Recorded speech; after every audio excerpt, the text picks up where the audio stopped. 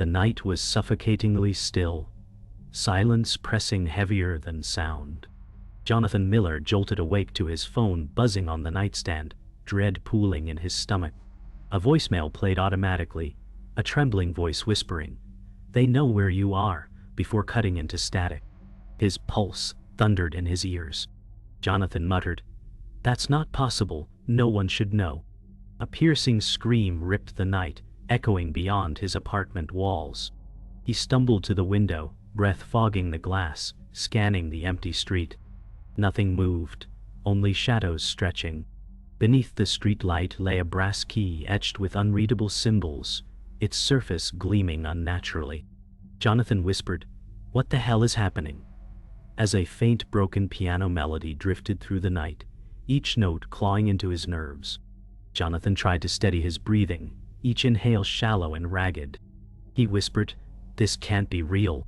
The apartment pressed against him, creaking wood, groaning like hidden warnings. He forced himself to leave the window, bare feet dragging across the cold floor. In the kitchen, the digital clock glowed red, 3:17 a.m., taunting him with frozen stillness. He poured water, glass rattling in his grip, liquid spilling across the counter. The piano melody returned, faint but closer, sharp notes falling out of tune. Jonathan muttered, "It's in my head," pressing his palms to his ears. The music refused to vanish, clawing through the walls as if it wanted to inhabit him, its presence vibrating inside his chest. The apartment felt alive, its silence breathing between cracks. Jonathan whispered, "Stop it, just stop." He followed the fractured melody toward the hallway, steps creaking beneath him. Light above flickered, shadows strobing across peeling wallpaper. A cold draft crept along his neck, carrying the metallic scent of copper. He froze, chest tightening, pulse pounding like a drum. The melody snapped off, leaving silence thick enough to smother him. He whispered, "Where are you?" daring something unseen to answer. At the end of the hall, a shimmer quivered like heat rising from asphalt, its outline faint yet deliberate. Jonathan staggered back, disbelief written across his face. Jonathan whispered, "Show yourself," voice quivering. The shimmer pulsed once, then sank into the wall, leaving him staring at damp, peeling wallpaper. He pressed his palm to the surface, skin recoiling from its clammy texture. A low groan rumbled through the building, vibrating like bones grinding. Jonathan choked out, "What do you want?" A sharp knock thundered from behind, deliberate and cruel. He spun, heart hammering, hallway stretching emptier than before. Silence descended again, so heavy it made thought impossible. Jonathan swallowed hard, fear dragging down his chest, realizing escape might already be impossible. Jonathan stumbled into the living room, whispering, "This isn't happening." The broken piano melody rose louder, each note sharp enough to cut. Cold wind swept the blinds, though the windows stayed closed. Jonathan clenched his fists, voice shaking, "You're not real." But the music warped, a faint voice woven inside, mocking and cruel. Jonathan froze, unable to breathe, listening to the sound curl around him. The voice whispered, "You've already been chosen." His stomach dropped, face drained of color. He croaked, "Chosen for what?" But the melody snapped off, leaving only his heartbeat thundering in the silence. Jonathan couldn't shake the sound of the piano that still lingered in his ears. He muttered, "I need answers," forcing himself to dress and step outside into the cold night air. The street felt empty, its silence broken only by the crunch of his footsteps on the cracked pavement. His gaze locked on the abandoned house across the block, its windows boarded, yet glowing faintly from within. Jonathan's chest tightened and he whispered, "It can't be coming from there." The air grew colder the closer he walked, breath visible in the dark, and the broken tune drifted again, louder, carried by a wind that cut to the bone. His hands curled into fists as he stopped at the rusted gate. Every instinct screamed to turn back, but the music's pull was undeniable. He said under his breath, "If this is real, I have to know." The gate groaned as Jonathan pushed it open, the rust flaking under his grip. He muttered, "Feels like it hasn't moved in decades." The front yard was choked with weeds, and the air smelled of mildew and dust. The melody seemed to seep through the house's walls, every note dragging him forward like a lure. Jonathan stepped carefully up the rotting porch, each board groaning under his weight. He whispered, "One wrong step, and this place will eat me alive." The door loomed, cracked down the center, paint peeling like dead skin. His hand hovered near the handle, trembling despite his effort to steady it. For a moment he hesitated, breath ragged. Then he forced himself to grip the handle. The door creaked open with a sound like a dying animal, and Jonathan stepped into darkness thick with dust.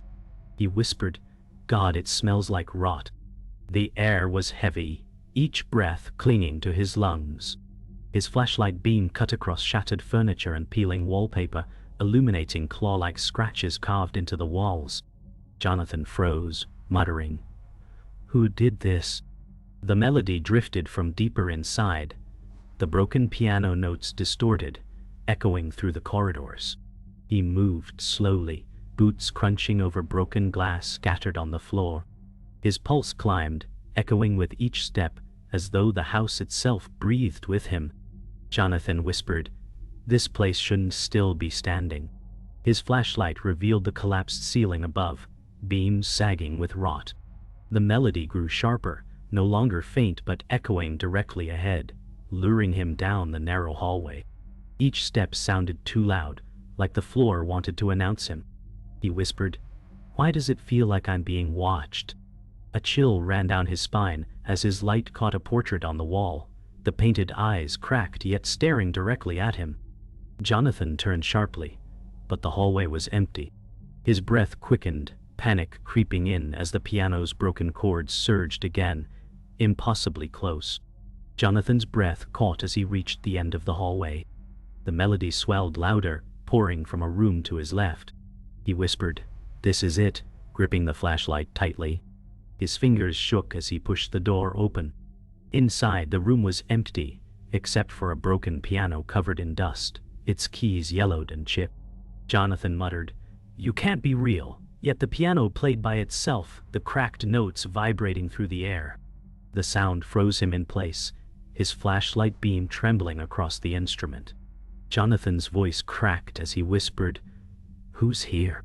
Silence followed for only a second before the piano struck one final note, resonating like a scream. Jonathan's chest heaved as the piano's last note echoed through the empty room. He muttered, "Someone was here." His flashlight beam swept across the decayed floorboards and broken furniture, but no figure emerged. His pulse refused to calm.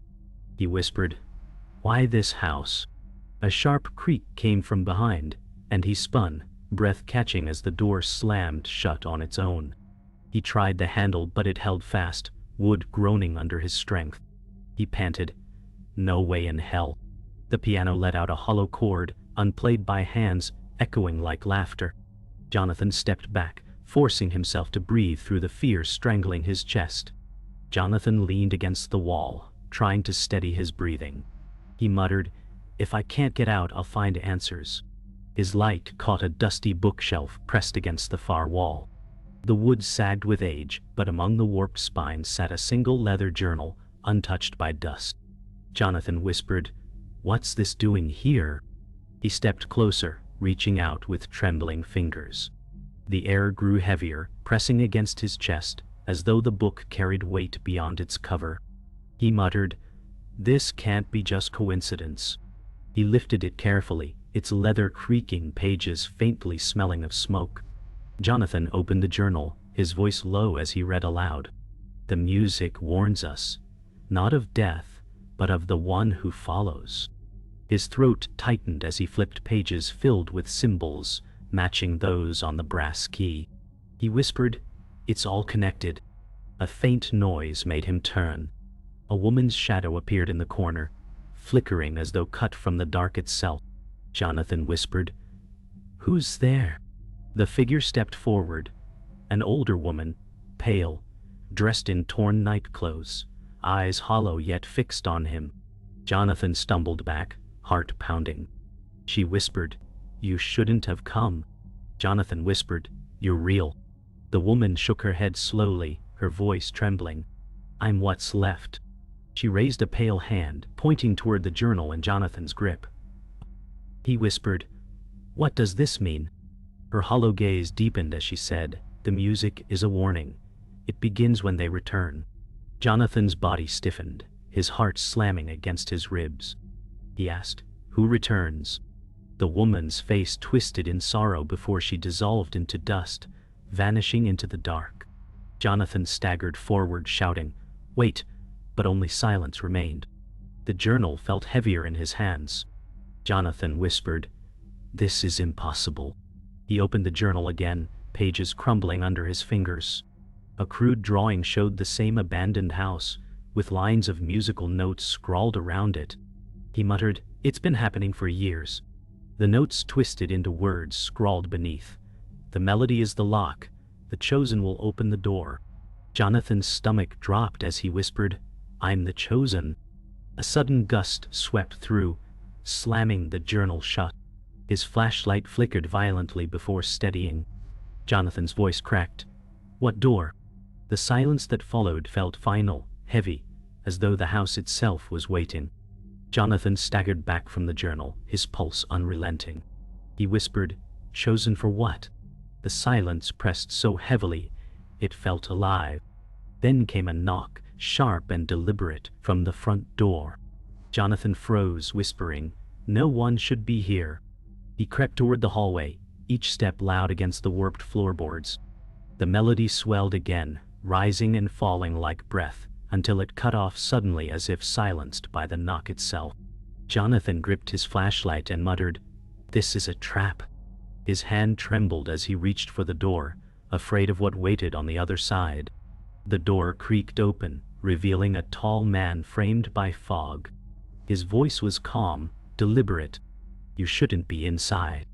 Jonathan lifted his flashlight, revealing Elias Ward in a dark coat, mid-40s, sharp features, eyes unreadable. Jonathan whispered, "Who are you?" The man stepped forward, boots echoing against the porch. "A friend, if you listen. An enemy, if you don't." Jonathan felt his chest tighten. He muttered, "What do you want?" The Elias Ward tilted his head, expression empty. "The truth you're chasing will eat you alive." Jonathan clenched his jaw, replying, "I need answers." Jonathan whispered, "You know about the music." The Elias Ward's lips curved into something between a smirk and a warning. "It's not music, it's a warning no one listens to." Jonathan gripped the journal, holding it out.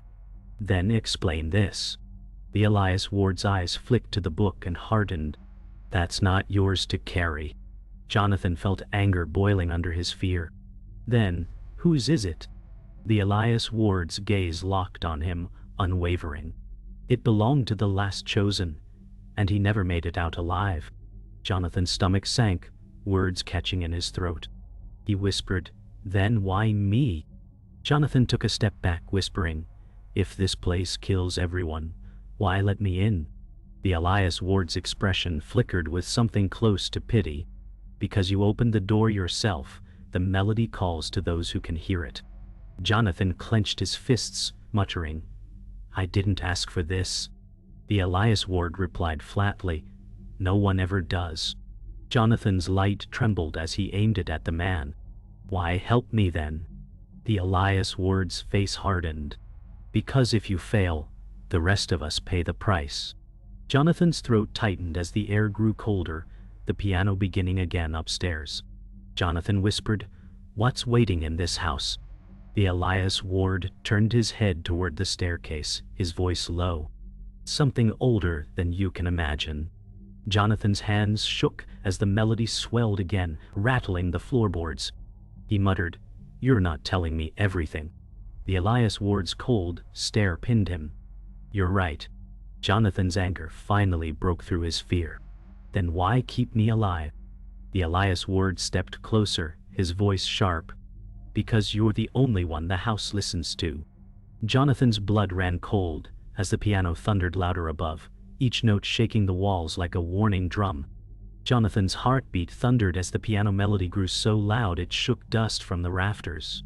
He whispered, "It wants something." The Elias Ward's voice was flat. "It wants you." Jonathan turned sharply, rage flashing. "Why me?" The Elias Ward's eyes were cold, unreadable. "Because you listened." Jonathan gripped the journal tight, his knuckles white. "Then, how do I stop it?" The Elias Ward's lips curled slightly. "You don't. You survive long enough to warn the next." Jonathan's body trembled, fury mixing with fear. He hissed, "I'm not your messenger." The house groaned, floorboards warping as if alive, echoing the broken chords. Jonathan muttered, "You're lying." The Elias Ward stepped closer, his presence suffocating. "The house feeds on denial. You've already heard the melody. It owns you." Jonathan's chest tightened, his grip on the journal faltering. He whispered, "No, I can fight this." The piano rang out a violent chord, rattling glass in the windows. Jonathan pressed his hands to his ears, but the sound drilled through. The Elias Ward's voice cut through the noise. Every chosen believed the same. None of them lasted. Jonathan's eyes burned with defiance. "Then I'll be the first." His voice trembled, but conviction clung to his words. The piano cut off, leaving a silence that pressed into Jonathan's skull. He gasped, dropping his hands, his voice hoarse. "Why stop now?" The Elias Ward answered softly, "Because it's listening." Jonathan's blood ran cold. He whispered, "Listening to me." The man's expression darkened. "To your fear." Jonathan stumbled back, nearly dropping the journal. He muttered, "Then I'll stop being afraid." The Elias Ward shook his head. "It doesn't matter. The house remembers every scream, every plea, every failure." Jonathan tightened his jaw, whispering, "Then it will remember me for fighting." Jonathan's light flickered, briefly revealing claw marks scarring the staircase wall. He whispered, "They tried to escape." The Elias Ward nodded slowly. "And the house punished them." Jonathan ran his fingers over the gouges, breath trembling. "Then what's waiting upstairs?" The Elias Ward's eyes narrowed. "The curse made flesh." Jonathan's throat tightened, fear flooding his chest. He muttered, "You've seen it." The man's voice cracked for the first time. "Yes. And so did the others. That's why none of them left." Jonathan turned to the stairs, jaw clenched. "Then, it's my turn." Jonathan placed his foot on the first stair, the wood groaning beneath him. He whispered, "If the house chose me, it'll hear me." The Elias Ward's voice rose, almost pleading. "You don't understand. Once you go up, there's no return." Jonathan gripped the journal to his chest, his face pale but resolute. He muttered, "Then that's where the truth is." The piano roared again, each note like a hammer shaking the walls. Jonathan shouted over the sound, "I won't be your victim."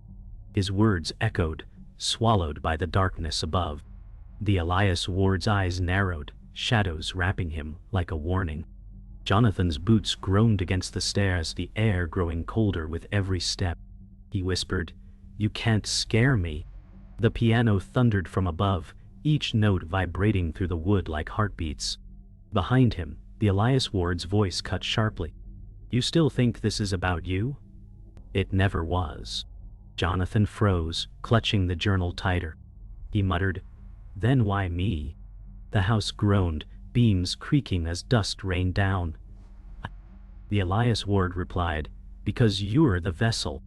Jonathan's breath hitched, fury and fear colliding inside him. He spat, "I'll never let it take me." His words echoed, but the melody rose louder, swallowing them whole. At the top of the stairs, Jonathan entered a vast room swallowed in darkness. The piano sat in the center, its keys playing violently on their own. He whispered, "Show yourself." The Elias Ward's voice echoed behind him. "You're already standing in it." The walls pulsed like breathing lungs, shadows stretching toward him. Jonathan's flashlight flickered, then died, leaving only the glow of the phantom keys. He muttered, "You want me? I'm here." The piano struck a single note, long and deep, shaking the floor like thunder. Jonathan's chest heaved as the air thickened, the house shifting closer around him. Jonathan whispered, "I won't play your game." The piano answered with a discordant chord that made his teeth ache. The Elias Ward stepped forward, eyes sharp. "You have no choice. The house has claimed you." Jonathan shook his head, voice breaking. "No, I'm still me." The journal slipped from his trembling hands, pages scattering like dead leaves across the floor. Symbols glowed faintly on the paper, pulsing with the same rhythm as the music. Jonathan gasped. "It's alive." The Elias Ward's lips curved into a grim smile. "Alive and waiting for you." Jonathan clenched his fists, refusing to kneel. Jonathan shouted, "I won't let you win!" The piano's notes rose into a violent storm, shaking the walls. The Elias Ward's calm voice cut through the chaos. "You still don't see. I'm not your enemy. I'm your replacement if you fail." Jonathan's breath faltered, disbelief flooding his face. "You knew this all along." The man's eyes gleamed. "I survived because someone else didn't. Now it's your turn." Jonathan's anger boiled, fists trembling. He screamed, "Then I'll break the cycle." He lunged toward the piano, the air thrashing around him like a storm. Jonathan slammed his hands onto the piano, keys rattling under his weight. The melody warped, turning into a scream that shook the floorboards. His voice roared, "I won't be your vessel." The house groaned, beams cracking, dust falling like ash. The Elias Ward shouted, "You're tearing it apart." Jonathan's body shook violently, energy surging through him as the glowing keys burned against his skin. He screamed, "Then let it burn." The walls shuddered, cracks splitting across the plaster as the piano erupted with blinding light. Jonathan's silhouette stood against it, trembling but unbroken, as the curse unleashed itself in fury. Jonathan staggered back from the piano, his chest heaving as the blinding light faded into darkness. He whispered, "It's over." The Elias Ward stepped forward, voice cold. "No, it's only begun." The floor groaned beneath them, cracks splitting wider as dust rained down. Jonathan muttered, "The house is dying."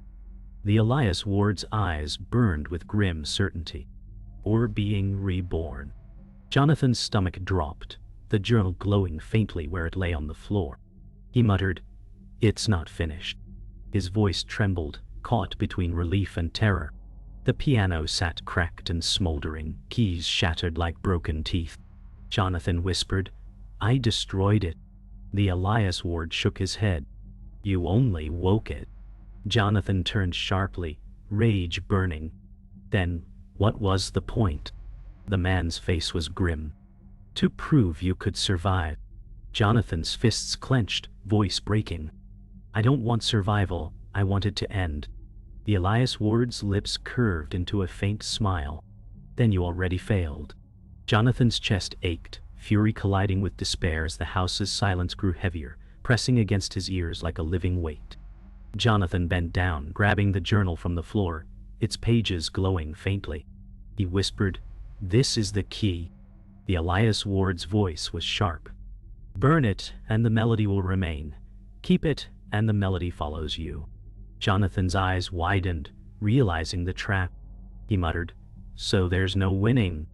The man's face was unreadable, only enduring.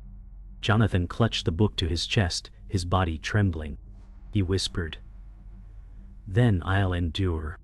The Elias Ward tilted his head. "Until the next chosen takes your place." Jonathan's breath caught, realizing the endless cycle. Jonathan pushed past the Elias Ward, stumbling down the hallway. He whispered, "I won't die here." The Elias Ward didn't follow, his voice echoing behind.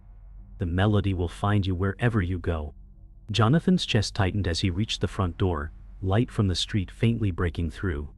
He whispered, "I'll make it." His hand shook as he gripped the handle, forcing the door open. Cold night air rushed in, burning his lungs with its clarity. For a moment, Jonathan felt alive again. He muttered, "I'm free." But behind him the faintest note rang out, one broken piano key. Jonathan stumbled into the street, clutching the journal tightly to his chest. He whispered, "It's over," though his voice cracked with doubt. The night was silent, no piano, no whispers, just the hum of distant power lines. Then his phone buzzed in his pocket. He pulled it out with trembling hands, the screen lighting his pale face. A new voicemail waited. He pressed play, and his own voice whispered, "They know where you are." Jonathan froze, eyes wide in terror. The line cut to static. He whispered, "No," as the silence pressed in again, darker than before.